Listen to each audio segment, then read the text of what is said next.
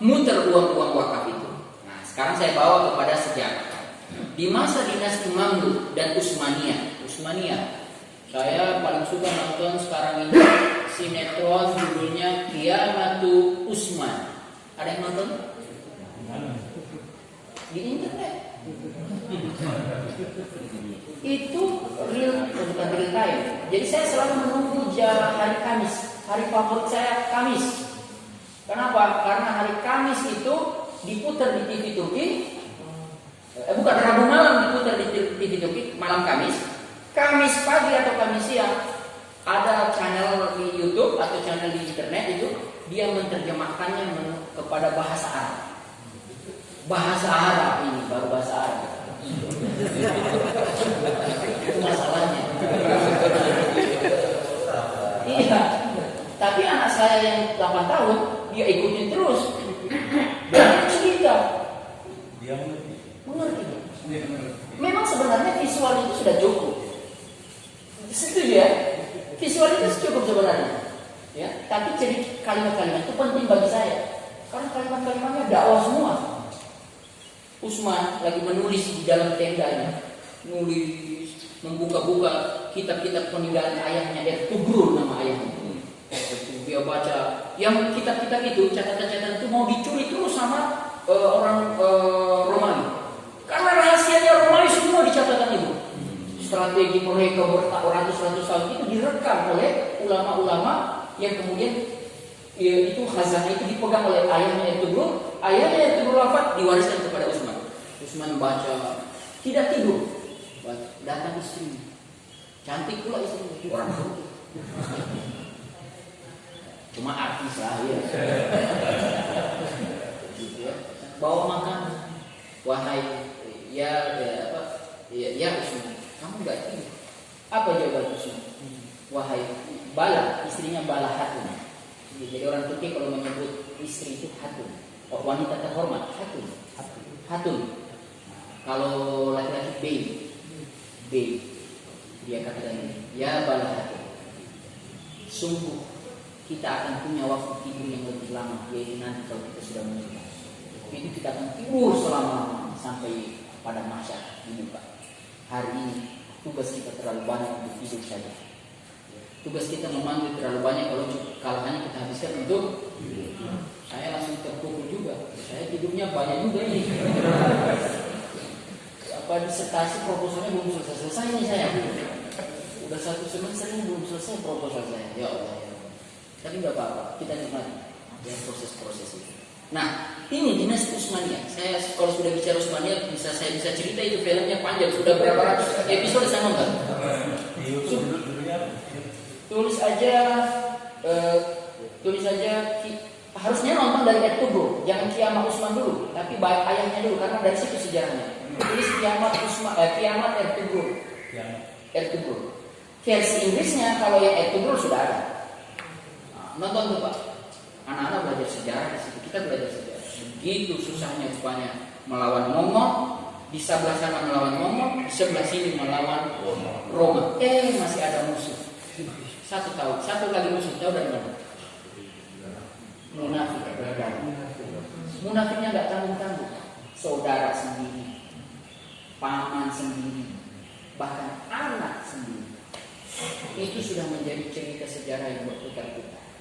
Musuh itu datang dari luar, tapi yang paling parah dari dalam. Karena dari dalam ini dimanfaatkan sama yang luar dua itu. Allah. Saya sampai kesel. Itu orang-orang Turki kalau nonton ke episode ini, sinetron ini, mereka sambil bawa pedang lainnya di TV mereka. Jadi mereka saking semangatnya. Itu berhasilnya siapa namanya? Erdogan. Berhasilnya Erdogan itu dia lewat budaya TV. Ertugrul. Itu kalau udah nonton, udah ratusan episode, saya udah selesai semua. Jadi Ustaz kerjanya nonton terus. Saya baca buku juga, cuma saya cicil-cicil. Bawa benar nama, jangan itu nanti lama ini.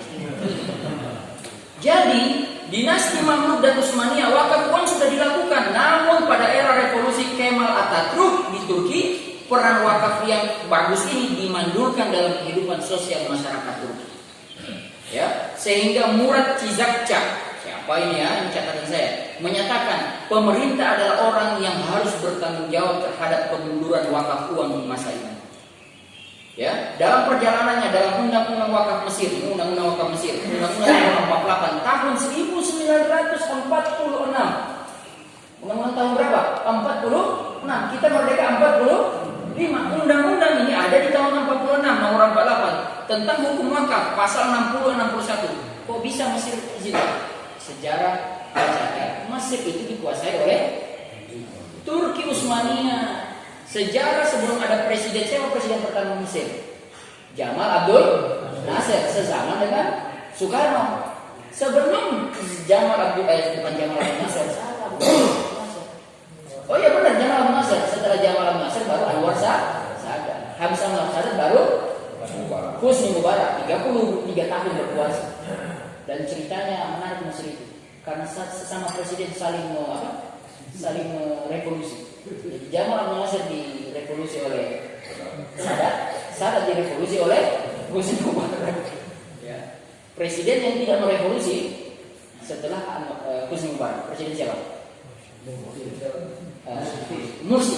Itu yang lewat pemilihan yang bersih diakui oleh dunia, tetapi tidak lama karena direvolusi lagi, dikudeta. Bapak yang dirahmati Allah Subhanahu wa taala. Pas hukum wakaf pasal 60 61 dinyatakan bahwa wakaf uang dibolehkan. Itu ada undang-undang. Bapak yang dirahmati Allah, di masa-masa sekarang wakaf itu kembali tahun 95 dipopulerkan oleh M. Amanan Bangladesh. Ya, beliau mendirikan sebuah badan namanya SIBL, Social Investment Bank Limited, ya, di Bangladesh. Nah, SIBL ini memperkenalkan produk namanya sertifikat wakaf tunai, ya, cash wakaf sertifikat. Hari ini Bank Muamalat juga mengeluarkan yang sama. Bank Muamalat mengeluarkan nominal paling rendahnya kalau saya nggak salah catatannya 1 juta. Wakaf muamalah. Saya belum tahu bank-bank yang lain. Nah, bahwa dirahmati Allah Subhanahu wa taala, terlalu ini kita lihat lagi di beberapa negara yang berpenduduk muslim, objek wakaf tidak lagi didominasi dan hanya terbatas pada aset tetap seperti tanah dan bangunan. Akan tetapi telah berkembang seperti uang dan surat-surat berharga lainnya. Saat ini wakaf dalam bentuk uang telah diterima luas di berbagai negara Islam di Turki, Mesir, India, Pakistan, Singapura, termasuk Indonesia. Nah, Bapak dan rahmati Allah, saya lewati. Umat juga terus bertanya, apakah ada undang-undang yang mengatur pengelolaan wakaf ini? Ada, dan sudah kita baca. Nah, kita sudah mulai masuk ke ujung-ujungnya. Jadi persoalannya di mana sekarang? Persoalannya di mana? Secara literatur, nah, sebelum secara literatur, kita lihat keadaan fakta dulu. Kondisi perekonomian kita sekarang lagi payah tidak? Payah. Secara langsung atau tidak langsung, yang akan terkena dampaknya siapa? Umat Islam yang mayoritas. Nah, kalau lihat kondisi kayak begini, maka instrumen wakaf ini seharusnya menjadi harapan. Kalau dia tidak jangka pendek, minimal jangka panjang anak-anak kita nanti, biar negeri ini tetap bertahan. Lah, baru kita munculkan pertanyaan, masalahnya di mana? Bicara potensinya besar. Bicara teori, dalil, praktek dari masa Rasulullah, masa dinasti tadi, kemudian sampai Bangladesh hari ini sudah dipraktekkan. Berarti masalahnya di mana? Ternyata masalahnya kalau mau jujur, trust, kepercayaan.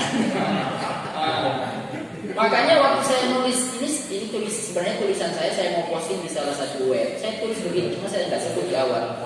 Saya tulis begini, ada lagu yang saya tulis. Lagu ini pasti Bapak Ibu kenal. Pada hari Minggu, ku turut ayah ke kota, ya. Naik delman istimewa, ku duduk di muka, ku duduk di samping Pak Kusir yang sedang bekerja, mengendarai kuda supaya baik jalannya. Nah, kuda ini wakaf uang sekarang. Kusirnya yang harus supaya ini berjalan baik. Karena lagunya kan punya begitu. Ku duduk di samping Pak Kusir yang sedang bekerja mengendarai kuda supaya baik jalannya.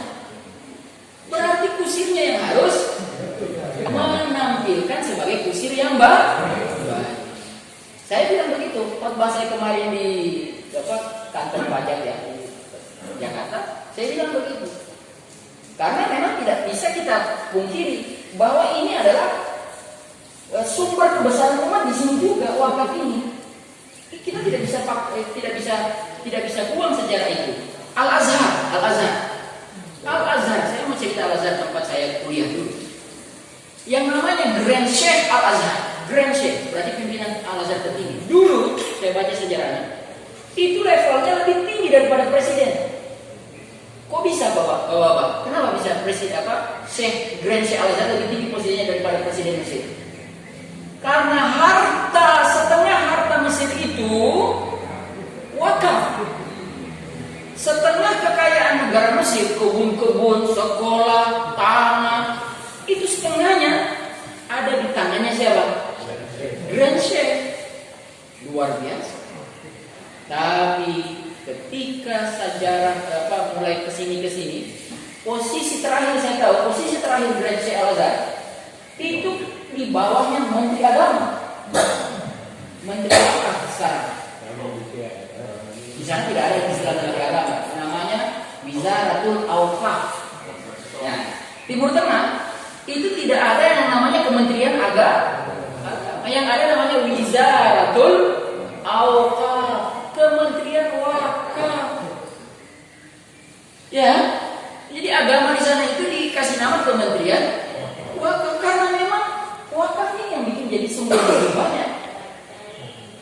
Universitas Al-Azhar, ya, bebas biaya. Terakhir tahun 2006 saya mau lulus, itu baru ada diminta ini uang 1 tahun, bayar 1 kali. Itu pun cuma 60 jeneh Mesir. 60 jeneh kalau kita kalikan 3.000 berarti berapa? 60 kali 3.000? 180. Enggak. Kita minta 60 jeneh. 1 jeneh 3.000. 3.000 kali 60 3.000 kali 60 Pak. Berapa? 1.400.000. Ayo 1 tahun biaya kuliah. Biaya kuliah 1 tahun kami itu pun di tahun 2006. Sebelum-sebelumnya gratis semua Pak. Dan orang Mesir suka kuliah. Karena kalau dia tidak kuliah, dia nanti kalau kamu tidak kuliah pilihannya cuma 1. Jadi masuk wajib militer. Setiap rumah tangga di Mesir itu harus mengirimkan 1 anak, kalau nggak salah yang sudah dewasa. Salah satu cara untuk menghindari wajib militer pergi kuliah. Gratis kan? Pertanian, kedokteran gratis. Tapi ya hafalan Quran harus 30 juz sebagai orang Mesir. Orang asing 8 juz saja. Itu pun udah terpatah-patah kita 8 juz. Dorong-dorongan sama mahasiswa yang lain kalau mau ujian itu kan ada ruangan. Terus di sana sudah ada chefnya buta tidak bisa melihat. Tapi ada asisten. Kita itu di luar ruangan sudah kayak kamu duluan. Masuk 1 orang mahasiswa dari Pakistan. Bukan, Afghanistan. Namanya siapa? Afghanistan ini. Ditanya kan masuk di ruangan sana. Ditanya sama syekh yang tidak bisa melihat. Ya ini, wahai Manisma, siapa yang namamu? Sibghatullah namanya. Jadi orang Afghanistan itu kalau dikasih nama suka ujung-ujungnya Allah. Sibghatullah ya dukun. Langsung ditanya sama dokternya. Ya udah sambung ayat Sibghatullah. Ya nama saya Sibghatullah. Iya Sibghatullah langsung. Ya nama saya Sibghatullah. Dia lupa ada ayat dalam Al-Quran. Sibghatullah wa man ahsanu minallahi sibghah. Lama di situ. Jadi bapak dan ibu Allah Subhanahu wa taala. Ya. Jadi setengah kekayaan Mesir itu luar biasa dari tanah wakaf. Nah, lalu tadi itu saya tutup dengan itu. Jadi memang ini menjadi tantangan. Ya, kalau persoalannya adalah tingkat kepercayaan, kejujuran, amanah dan profesional, maka ini menjadi tantangan, bukan pemerintah saja. Sekarang kita buka. Kira-kira menurut Bapak-bapak ini saya mau nanya jujur. Di setahu saya lembaga wakaf pemerintah itu namanya BWI, Basnas untuk zakat. Wakaf BWI. Sekarang bukan sekarang, baru kemarin keluar apa? SK terbaru pengurus wakaf BWI. Salah satunya ada Dr. Irfan Syauqi Bek, anaknya Pak Didi. Ada juga orang Bogor namanya Dr. Henry Tanjung, dosen UIKA. Nah, itu ada di susunan itu. Ya, saya lihat baca. Nah, ada satu lagi yang saya ingat, mantan Dirut BNI Syariah, Dokter siapa? Yang harus dipecat waktu itu. Kasusnya. Dokter Imam. Nah, Dokter Imam. Ada tuh di situ. Ya urusan dipecat itu urusan lain. Tapi ya maksud saya, kira-kira kita pasti akan melihat siapa sih yang mengurusi wakaf ini ya. Lembaga-lembaga wakaf harus tercatat di situ. Kita belum selesai wakaf uang, sudah sibuk lagi harus mengkonter urusan dana Basnas lari ke ISIS. Itu baru kan? Ternyata bukan apa-apa. Ketua Basnas sekarang orang NU yang melontarkan isu itu. Ketua NU. Ternyata setelah dibaca-baca kata ketua Basnas sekarang, beliau itu bercanda dalam konteks bercanda. Cuma wartawan nangkapnya serius, sudah digoreng sudah. Wallahu a'lam. Jadi masa-masa begini kita tidak boleh terlalu berita itu harus kita pilih. Ya, tabayun itu perlu ya. Nah, saya ingin ajak kepada bapak-bapak untuk kemudian mempertanyakan kepada diri masing-masing. Kira-kira masihkah kita percaya kepada Basnas? Masihkah kita percaya kepada wakaf atau BW? Bagaimana saya bisa percaya? Saya tidak kenal orangnya. Kenalanlah. Tanya orangnya, WA orangnya kalau punya nomor, WA. Cari di internet bagaimana keterbukaan lembaga ini. Buka websitenya, biar mereka juga terdorong. Oh, website saya dikunjungi orang, terus ternyata dikunjungi websitenya nggak update. Kan orang bisa ribut tuh, bapak-bapak kan bisa ribut di mana? Di medsos. Saya perlu mengecek data wakaf seluruh Indonesia atau data wakaf uang yang ada sudah disalurkan kemana? Nanya aja, itu kan hak umat ya kan? Nanti lama-lama yang begitu itu akan mendorong semua pengurus atau lembaga memberikan yang terbaik. Saya ingin menegur diri saya pribadi atau mungkin kita semua. Bicara soal halal misalkan soal makanan. Berapa sering kita kalau makan bertanya sama yang jual makanan, ini ada sertifikat halalnya apa enggak? Coba. Selama kita tidak pernah nanya, mereka akan bilang, enggak ada yang nanya, cuek aja. Yang beli juga jilbab-jilbab, apa peduli saya? Ngapain saya urus sertifikat halal? Pakai urusan ada duit lagi keluar di situ. Uang yang beli juga masih tetap orang Islam ke saya. Ya karena kita tidak pernah konsen di situ. Kita tidak pernah menanyakan. Coba rame-rame kita serbu itu mana yang enak yang mana? Trio. Apa? Trio. Nah, nah, kita ke trio. Jangan bukan karena mentang-mentang orang Padang, ya kan? Orang Minangkabau itu pasti Muslim. Yang punyanya ada di sini.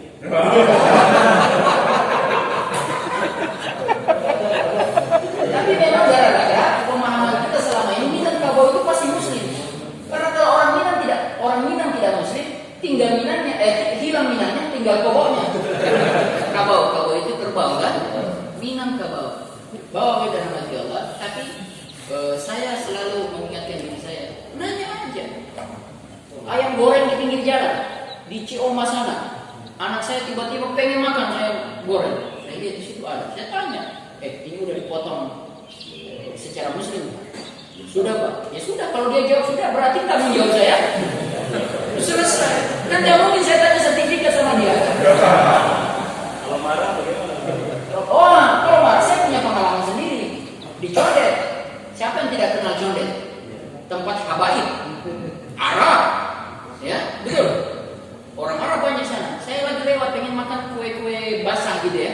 kue-kue tradisional. Saya lewat ada toko, saya singgah. Wah enak nih, lengkap. Masuk saya, keluar agak sipit-sipit. Saya tanya, mohon maaf Bu, yang punya orang Islam? Loh emang kenapa? Oh, makasih Bu, saya langsung tahu. Karena dia udah bilang, emang kenapa? Saya kalau udah begitu berarti saya nggak mungkin harus tanya lebih detail lagi. Tapi itu yang harus kita praktekkan. Bawa pada rahmat Allah. Belum kalau kita membeli GoFood.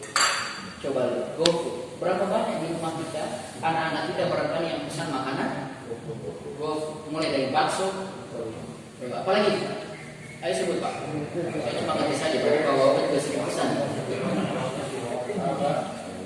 Apa nasi goreng, cilok, apa yang tidak ada dijual di GoFood itu semua ada. Bahkan kalau Bapak tulis babi, ada di situ. Saya pernah ya coba-coba tulis babi. Emang nggak pesan ya. Nah saya mikir-mikir ya Allah, siapa yang bisa jamin itu mereka itu penjual makanannya itu apa? Halal. Harusnya Kota Bogor yang mencanangkan di tahun berapa ya? Berapa tahun lalu Kota Bogor ada 3 kota di dunia ini yang mencanangkan menjadi kota halal. Dunia loh, tingkat dunia. Salah satunya Kota Bogor. Kota Bogor itu kota ya, bukan kabupaten. Kota itu Kota Bogor mencanangkan di tahun berapa ini nanti buka internet, mencanangkan menjadi kota halal.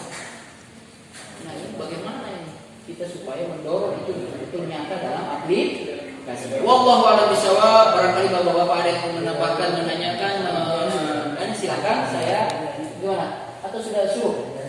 Belum. Silakan di ini. Ya silakan bapak-bapak itu. Mangga. Mau siapa duluan? Kalau orang Islam itu isan, jadi saling mendahulukan. Oke. Terima kasih Ustaz. Ya. Assalamualaikum warahmatullahi wabarakatuh. Beberapa hari yang lalu saya bersama Pak Herman ya, mana Pak Herman? Mengunjungi satu tempat yang sudah diwakafkan oleh almarhum. Kami sedang berusaha mengangkat ahli waris ini. Dan masalahnya adalah lahan itu sangat strategis, namun belum ada upaya dari ahli warisnya untuk segera mensertifikatkan, tepatnya memfungsikan itu sebagai lahan wakaf, artinya wakilnya, nazirnya yang. Nazir siapa? Nah itu konon katanya yayasan di mana kiainya sudah meninggal, yang sedang kita lakukan. Pertanyaannya, anak-anak wakif ini mengatakan toh pahalanya sudah sampai kepada almarhum ayah kami. Oh, iya. Jadi anak-anaknya belum eager atau belum pengen menindaklanjuti dengan cepat. Nah ini Gimana caranya? Memang ini literasi, sosialisasi, diskusi ya. Waktu saya di Malaysia kuliah S2, saya tidak tinggal di apartemen atau dengan orang Indonesia. Saya jadi marbot, jadi imam, lebih tepatnya imam, jadi imamin satu masjid. Masjidnya baru, tapi di sebelah masjid itu ada masjid lama dari kayu. Nah disitulah saya tinggal di masjid lama. Jadi kamar saya luas Pak, karena saya kamar saya itu 3 tahun saya di Malaysia itu tinggalnya segini luas kamar saya, tapi tidurnya cuma di sini. Nah, kenapa itu terjadi? Sama kasusnya, yang ahli waris tidak mau meruntuhkan bangunan itu, karena itu bangunan pakai kayu, kekuatannya juga sudah mulai keropos. Kalau jamaah banyak datang, bisa ambruk. Makanya diinisiatif bangun yang kayak begini yang baru. Tapi karena ahli waris ngotot tidak mau, itu dibiarkan. Saya nggak tahu sekarang masih ada atau tidak. Nah, sebenarnya begini. Kalau kita kasih kembali kepada hukum, nazirnya kan yayasan tuh. Anak-anak sebenarnya sudah tidak punya hak. Secara hukum loh, nazir yang sekarang memiliki hak itu sudah milik umat. Tidak ada lagi cerita milik ahli waris. Salah besar. Jadi kalau mau agak sedikit serang ya, keras, tinggalkan. Telusuri nazir, telusuri yang memiliki nazir resmi. Siapa ini nazirnya ini? Diserahkan ikrar wakafnya mana? Itu yang harus dicari dulu, ikrarnya, aktenya. Kalau orang nikah itu surat nikahnya mana? Ya enggak? Ternyata itu belum ada juga.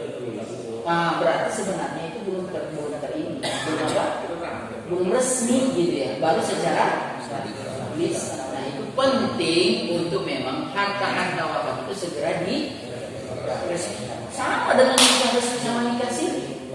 Nikah siri sah secara agama, tapi yang rugi siapa? Perempuannya. Karena kalau dicerai saat itu juga dia tidak bisa dapat apapun dari hasil pernikahan. Makanya kalau ada wanita mau dinikahi sini, dia kurang literasi sebenarnya. Kecuali memang dia betul-betul apa istilahnya. Oh wah, saya tidak mau komentar terlalu lama itu. Nanti ibu-ibu marah. Jadi maksud saya betul sudah Pak.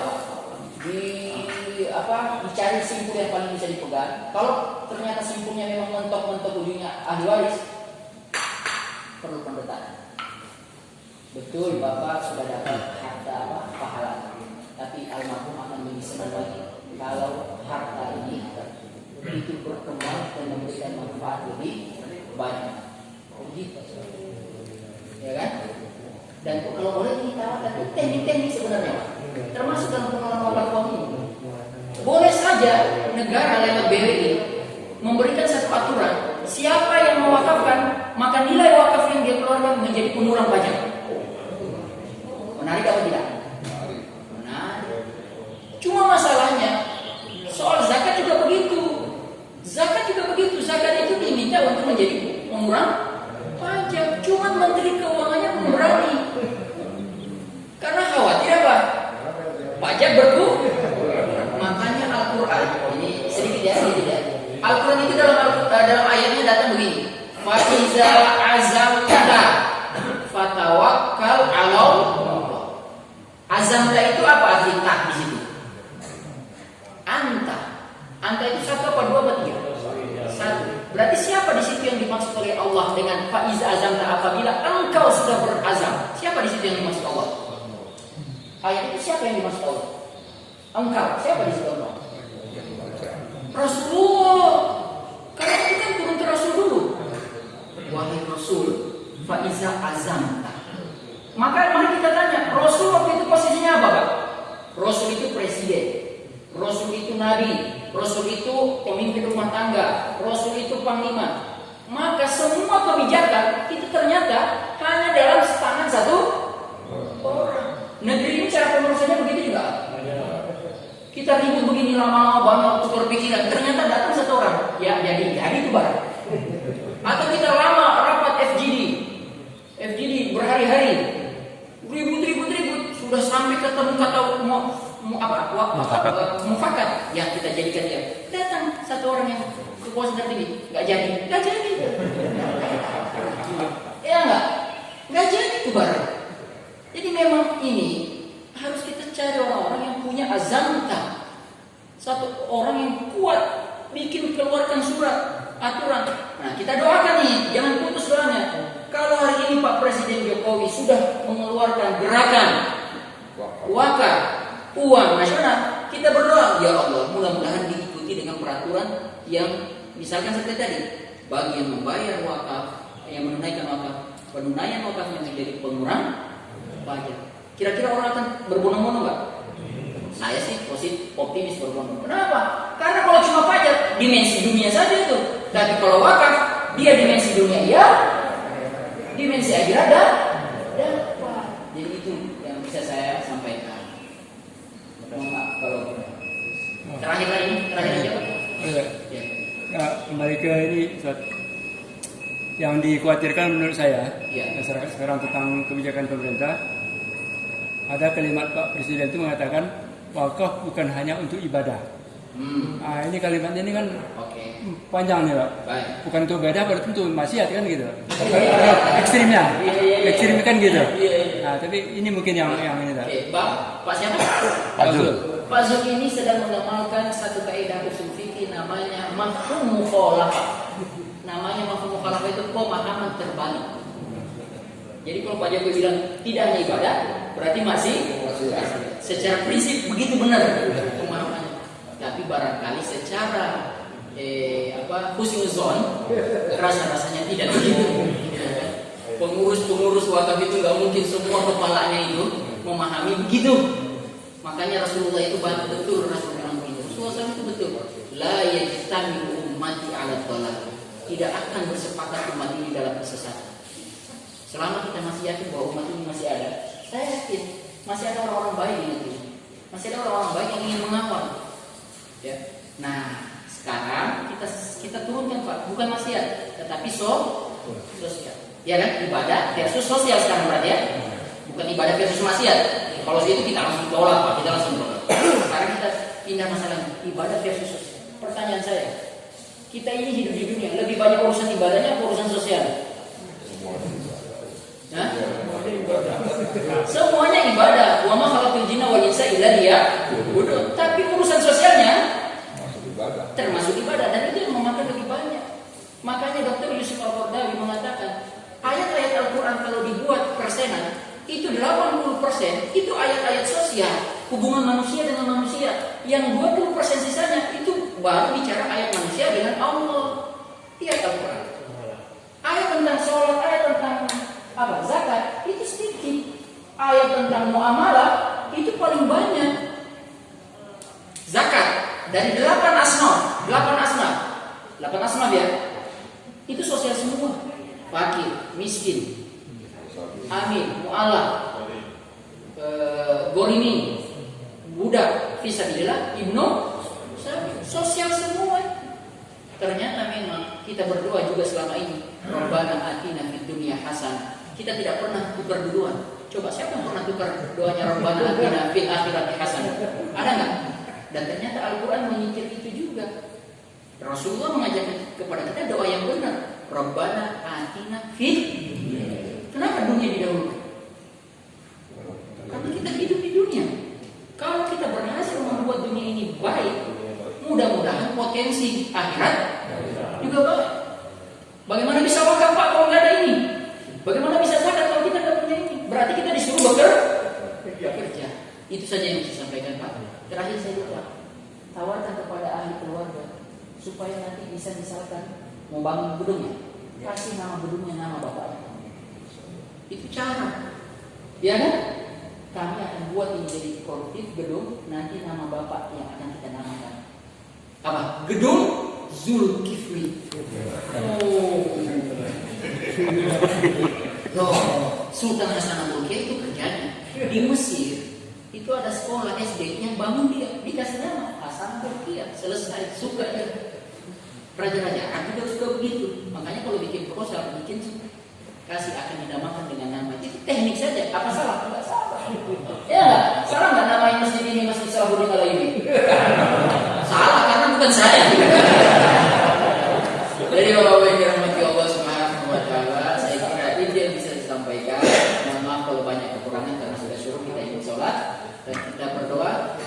Suruh itu salah satu doa yang diajarkan, pahalanya pahala umroh. Jadi doa, ya Allah jadikanlah suruh saya ini, saya duduk dari suruh tadi dapat pahala umroh dan saya minta kepada Ya Allah supaya dipanggil lagi umrohnya yang sesungguhnya. Amin. Amin ya rabbal alamin. Kita tutup dengan hamdalah. Alhamdulillah. Doa kepada majelis subhanallahumma wa bihamdika. Assalamualaikum warahmatullahi wabarakatuh. Waalaikumsalam warahmatullahi wabarakatuh.